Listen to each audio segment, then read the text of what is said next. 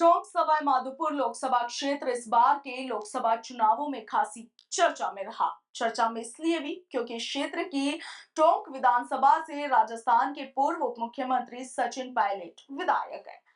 नतीजों से पहले इस सीट को लेकर कयास लगाए जा रहे थे कि यदि इस सीट पर कांग्रेस जीत जाती है तो सचिन पायलट का सियासी ओहदा बढ़ सकता है। इस सीट पर बीजेपी की ओर से सुखबीर सिंह जौनापुरिया ने चुनाव लड़ा, जो कि सिटिंग एमपी भी थे, तो वहीं कांग्रेस की ओर से हरिश्चंद्र मीणा ने चुनाव लड़ा और जीत कांग्रेस प्रत्याशी हरिश्चंद्र मीणा की हुई। इस सीट पर बीजेपी की हार क्यों हुई? बीजेपी की मंथन बैठक में इस पर खूब चर्चा हुई। सामने आया कि भाजपा अपने पुराने उम्मीदवार सुखबीर सिंह जौनापुरिया की व्यक्तिगत नाराजगी और सचिन पायलट की प्रभावी भूमिका के कारण चुनाव हार गई। कांग्रेस उम्मीदवार हरिश्चंद्र मीणा सचिन पायलट के समर्थक थे और यही कारण रहा कि इस सीट पर गुर्जर, मीणा और मुस्लिम वोटर्स कांग्रेस के पक्ष में रहे और भाजपा चुनाव हार गई। टोंक सवाईमाधोपुर लोकसभा क्षेत्र में 8 विधानसभा क्षेत्रों में से 6 विधानसभा क्षेत्रों में भाजपा को हार का सामना करना पड़ा।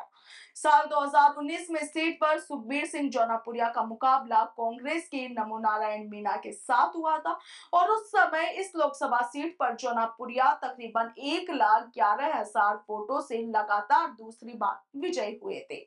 गुर्जर मीणा बाहुल्य इस लोकसभा सीट पर सचिन पायलट की सक्रियता की वजह से इस बार सुखबीर सिंह जौनापुरिया का काफी विरोध भी हुआ था, मगर इन वक्त पर यहाँ प्रचार करने पहुंचे प्रधानमंत्री नरेंद्र मोदी ने धार्मिक कार्ड खेल दिया था। इसके बाद परिस्थितियों में बदलाव तो काफी आया, मगर मतदाताओं ने चुनाव से ही दूरी बना ली थी।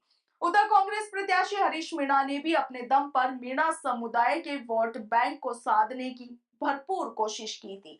इसके अलावा सचिन पायलट ने भी गांव-गांव घूमकर गुर्जर मतदाताओं को किसी बहकावे में नहीं आने की अपील की थी और इसी की वजह से सीट पर इस बार का जो चुनाव है वो काफी रोमांचक हो गया था।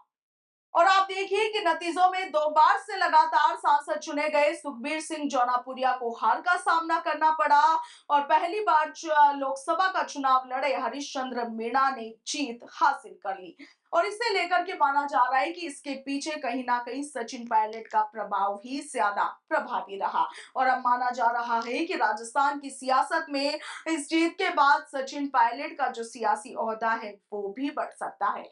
टोंक सवाईमाधोपुर लोकसभा क्षेत्र में जो चुनावी नतीजे आए उस पर आपका क्या कुछ कहना है? कमेंट सेक्शन में जरूर लिखिएगा। फिलहाल के लिए इतना ही। नमस्कार।